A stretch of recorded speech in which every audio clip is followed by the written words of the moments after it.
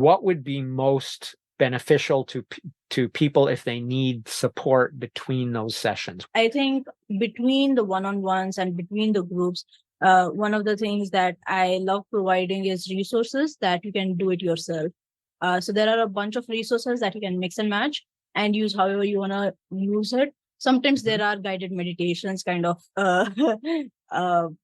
like what we spoke about. But sometimes there are also stress management tactics. There are concepts that have helped me a lot in the past, concepts that I've come up with when people have asked me questions on certain areas or certain problems that they are experiencing. For example, one of those concepts was the idiot box, that I like to call it. And it's not about TV, but rather it's a box where people can randomly, anonymously drop in whatever they're struggling with, their problems in a box.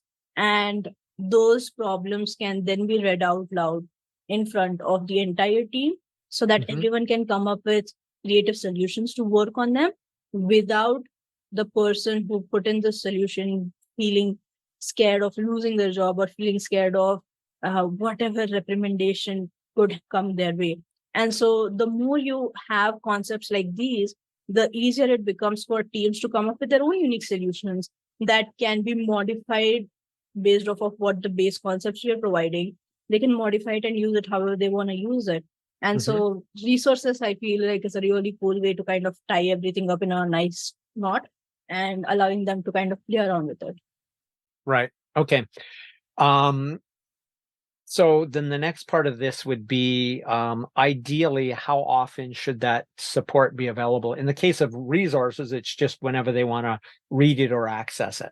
Yeah. But if there's support that takes a more active dynamic, whether it's contact with you or contact with somebody else, where they actually need a human being, they need the interaction to support what they're doing.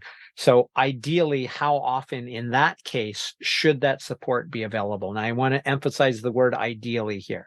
Yes. So in a perfect world, which we are not in, but in a perfect world, how often do you think that sort of support, whatever form it takes, should be available? Awesome question. So the resources, as you mentioned, I provided at the very start of the project that we do with people so that they have constant access to all the resources provided. However, the one-on-ones that I love doing sometimes, where people can jump on emergency sessions and have conversations with me for 15 to 30 minutes, and this is outside of the one-on-ones and outside of the group sessions, I think I love having it for twice a month. And the reason behind that is you don't want people to get used to your presence and solving the company's problems or situations that come up. You want people to think on their feet. You want people to have those communications with their leaders and not be dependent on an external person to solve those problems for them.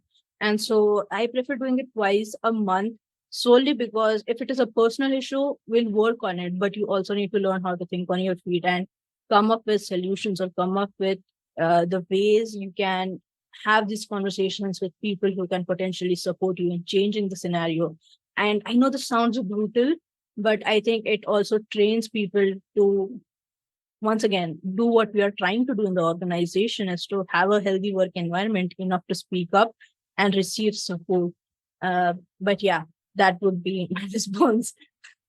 Yeah. Okay, good. Yeah, good. no, that's good, because I think there's also the thing that when you give people the space to be like, hey, you can send me a message, you can send me a mail that this is something that you're struggling with, but I will only book a call with you on this particular day on the second week of our conversation, right? Like the second Monday of the second and the fourth Mondays when we will meet every single time for our emergency sessions if you need it. And they have an issue that shows up to them on a Friday, the first Friday of the month. And then they can send you a mail, but then when you give them that time that, hey, there's no rush, we'll meet you on Monday anyways, so we'll figure it out. But I trust in you enough to figure this out on your own.